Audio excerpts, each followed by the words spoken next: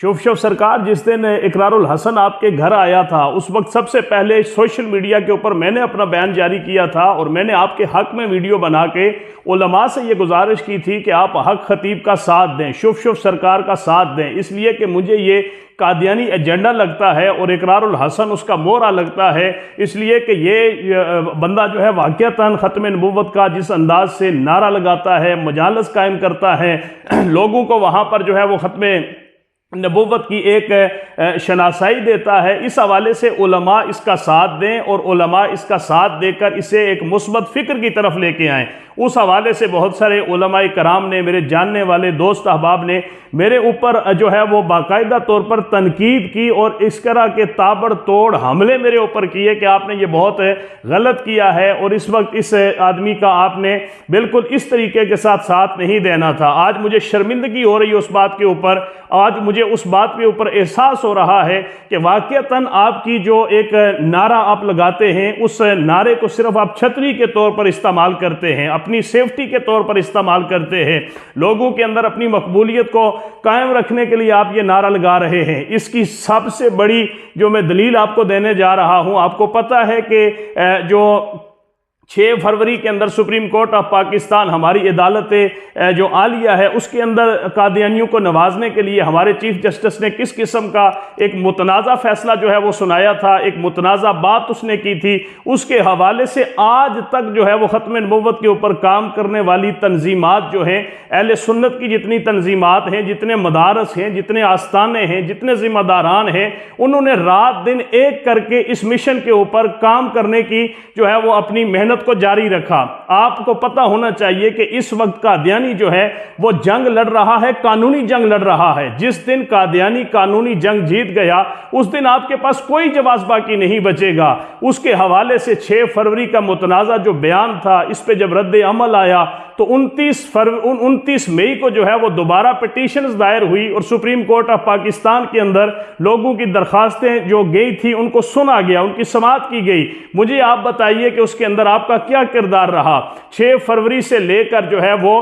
29 مئی تک جو supreme court of Pakistan کے اندر جو ایک قانونی طور پر جنگ لڑی جا رہی ہے، اس کے اندر آپ نے کون سا کردار ادا کیا ہے سوائے اس کے کہ اپنے تحفظ کے لیے آپ لگے ہوئے ہیں، اپنی ناموس کو بچانے کے لیے آپ لگے ہوئے ہیں، بڑی بڑی کانفرنسز اوپر اب ٹائٹل ختم نبوت کا دیتے ہیں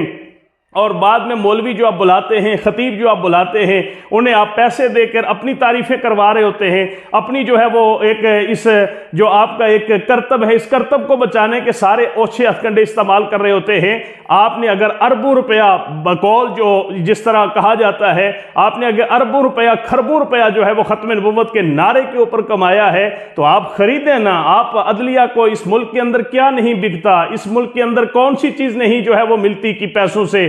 اس ملک کی عدلیہ آپ کو پتہ ہے کہ جج یہاں بکتے ہیں، یہاں کی عدلیہ بکتی ہے، یہاں کے ساری چیزیں جو ہے وہ ان کی بولی لگتی ہے۔ آپ نے اربوں روپیہ اگر ختم نبوت کے نام پہ کمایا ہے، آپ وکلاء کی ایک ٹیم تیار کریں، قانونی جنگ لڑنے کے لیے جو ہے وہ آپ ان کو تیار کر کے اس قادیانی جو ایک فتنہ ہماری جو ہے وہ نسلوں کے اندر سرایت کرتا جا رہا ہے، اب وہ قانونی طور پہ بھی ہم سے ایک جنگ جیتنا چاہتے ہیں، آپ وہاں پر کیوں نہیں آئے؟ 29 مئی کو آپ کی وکلاء کی ٹیم وہاں پہ ہونی چاہیے تھی، آپ کو خود وہاں پہ ہونا چاہیے تھا۔ اگر مسجد کے مولوی وہاں پر جا سکتے ہیں، آئمہ وہاں پہ جا سکتے ہیں، خطباء وہاں پہ جا سکتے ہیں اور 100 سال 90 سال کے بزرگ جو ہمارے مشائخ ہیں وہ وہاں پر جا سکتے ہیں سپریم کورٹ آف پاکستان کے اندر، تو آپ کو کیا موت پڑی ہوئی تھی کہ آپ وہاں پر نہیں آئے؟ اگر آپ ختم نبوت کے واقعتاً جو ہے وہ کام کر رہے ہیں تو آپ کو اس جنگ کے اندر اپنا کردار ادا کرنا ہوگا۔ آپ کو اس جنگ کے اندر قانونی جنگ جو لڑی جا رہی ہے اس کے اندر آپ نے اپنی تمام مصروفیات کو بالائے طاق رکھتے ہوئے